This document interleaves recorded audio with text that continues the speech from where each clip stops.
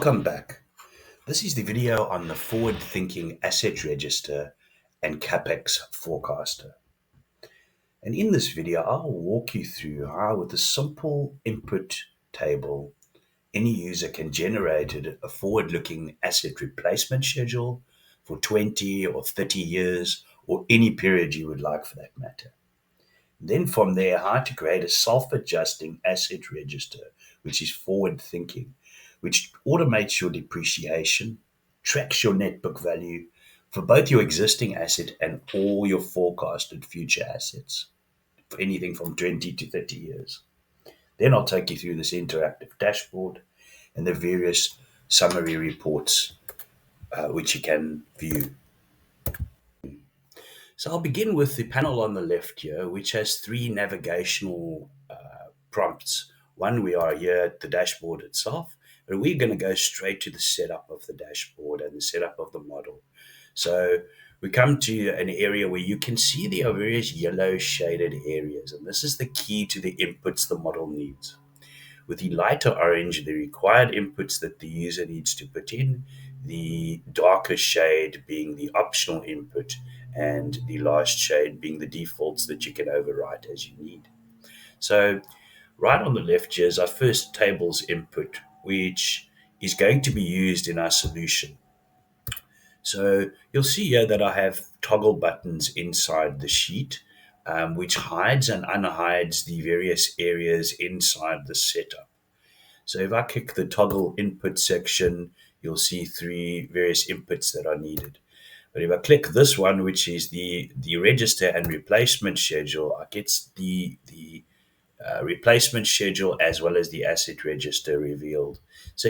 So I'll begin with the main first table that you need to input. As you can see, it's just all you need to input is which asset you're going to select, which comes from a drop-down list, then the date and the cost. That's all the requirements that one needs to do as a user. You have optional quantities that you can fill in. If you leave this blank, this assumes a quantity of one. Then there is the maximum period of the model or the model end date, at the moment December 2060, which at the time of making this video is 30 odd years into the future. You can make this 2070, 2018, however long you like. And what is computed off this would be the replacement intervals as well as the number of replacements given our end date of 2060. Optional input lighter green toggle button over here, which if I press, has two optional fields with the darker shade orange, as you can see. So these are optional inputs to the replacement interval and the number of acquisitions, which calculate exactly and requires no user input by default. So the replacement interval equals to the useful life of the asset. Computer equipment would be 36 months here, for example. Office equipment, 60 months.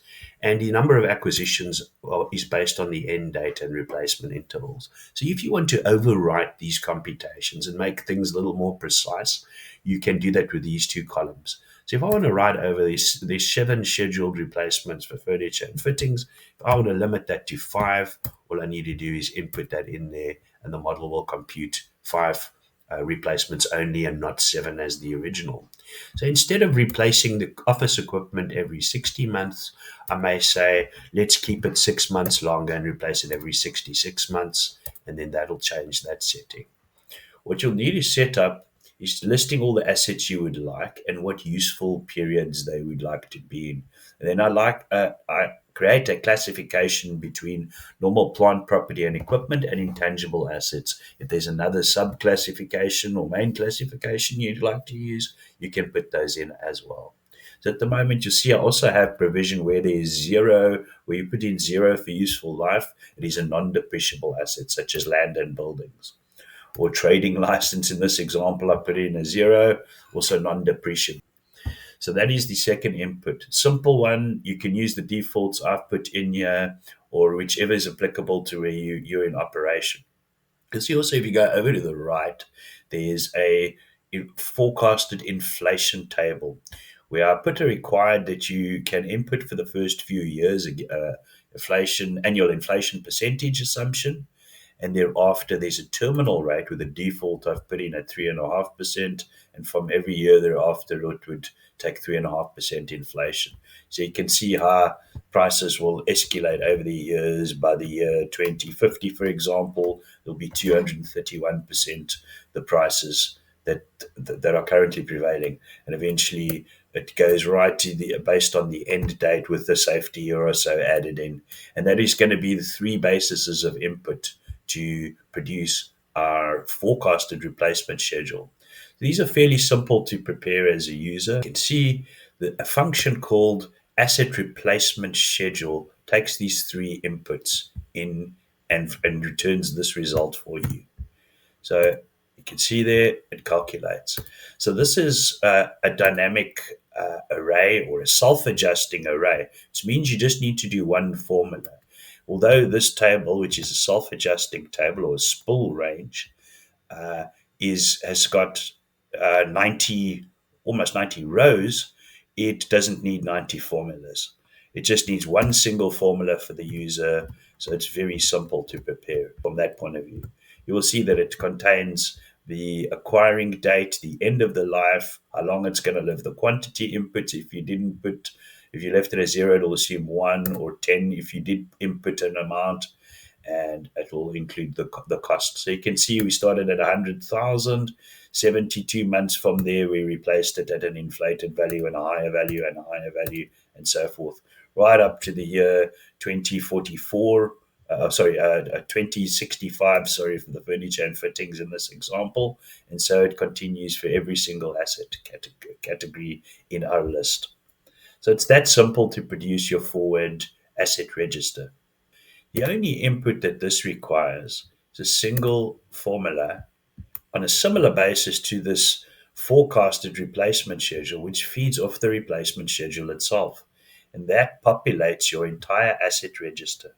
And this asset register covers all of the assets listed, plus all of the replacement assets put into this forecast register. You can see it is quite detailed.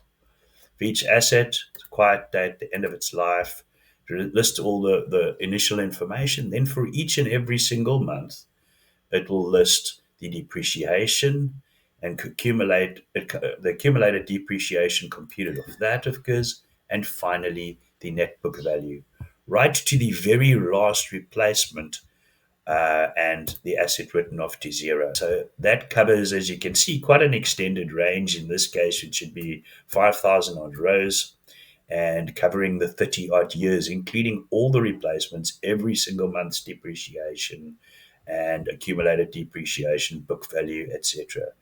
So there you go. That is how simple it is based on these three tables of input to prepare a full extrapolated asset register and a replacement register. The convenient view that we've built up of the asset register and replacement schedules, as you can see, it's pretty long, 5,000 and odd lines currently in this example, with almost 100 for as a replacement schedule. To view this as a user, we prepared a nice register summary view, which if you click over here on this dark yellow shaded toggle button, you'll be able to view. And over here you can see there's two sections to this.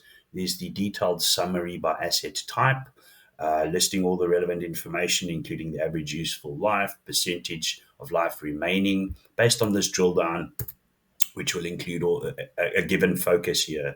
So we can go, for example, to the year 2028 and have a look, and it'll give you all the relevant information. And it has two sections, of course, the asset register itself, as well as the replacement schedule for that particular year. So when budget time comes around, it's a nice, convenient look. You can see all the replacements that should be due in your CAPEX budget, that you should be scheduling, no more guesswork.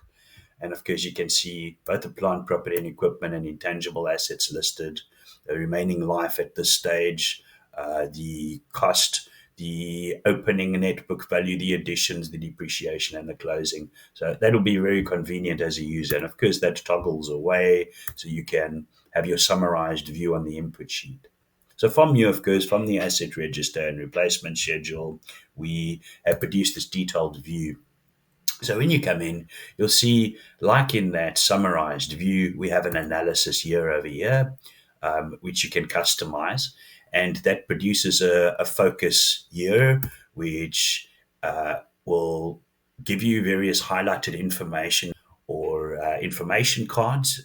You'll see these red dots will be where in the net book value phase, for example, you currently sit in your focus year, where in your depreciation over the period of forecast you sit. It'll also give you a focus across these two bar charts over extended periods here. See a year ending month setting, which is set as a default to December or 12 currently. So if your organization has a period, for example, as a June month end, I would change that to 6, and the dashboard adapts accordingly. So that accommodates any year end period that's relevant for your organization. On the far left, you first have a extended view of the remaining useful life at a given year. So the percentage anyway. So you'll see the lower ones like 31 or 21, there's less useful life remaining and replacements are imminent. And that is why replacements will be put over to the left-hand side or the addition section. So you can see when we were low in useful life, 21% useful life remaining, the very next year there were a lot of replacements. And so that continues. So that gives you a handy view of how your assets are going to behave. So you can see sort of the net book value chart at the bottom is typical behavior of fixed assets. They go to a high net book value, depreciate downwards, then pick up again and so on, downwards, pick up as their assets are replaced. And this is the typical pattern in an organization. So the middle section, of course, consists of your two, that summarized report we saw earlier, split into the two sections, one for intangibles and one for the plant, property, equipment, or your general assets. By each category, the cost originally, the opening net book value, additions, depreciation, closing. And of course, the useful information on the percentage life remaining and average age of the assets at the time of your time of inquiry or your analysis here. There's a little block to the right-hand side, which represents assets where there is, in any given acquisition, more than one quantity. And this would be assets where you have a bit of a stock. For example, equipment, computer equipment might be laptops or desktops that you have in your organization, motor vehicles, the amount of delivery vehicles, cell phones, things like that you want to track. So over here we can see we have 10 computer equipments. They have an average of 29 months of age, which means they don't have much useful life left. So they're pending replacement, to go shopping around for deals for the next cycle. So you can see in this year, we've still got a high average useful life, but part of the next additions is likely going to be this computers. Your vehicles, 81% of useful life, they're new and so on. And so one can view that. The top, of course, has various useful information, including the initial cost or cost of active assets, and how much of that consists of non-depreciable, and of course the balance being depreciable. The remaining useful life overall, that 57% remaining useful, and represented via donut chart there. And then, of course, plant, property, and equipment's general movement reconciliation, as well as intangible assets, and useful forward view of your additions, how they go up and down. Obviously, you replace at particular intervals when your assets at the end of their lives. So that's a natural up and down pattern. And depreciation, one can see that also goes up over time. You can see how that pattern increased as your assets that replace the previous ones are more progressively more expensive. Right, so then the last little button right at the top right is a click to go to the detailed schedule, and this simply takes you to the detailed asset register and replacement schedule. And of course, you can navigate around that with the toggle buttons inside the preparation. And if you'd like to go back to the dashboard, there you go. So the King asset register and CAPEX forecast. So we hope you've enjoyed this video and it's been informative. And if you've liked that, please like and subscribe. And we hope to see you in the next video. Also, feel free to visit the StratMod Excel site for tons of freebies and Excel and financial modeling tips. And we'll see you in the next one.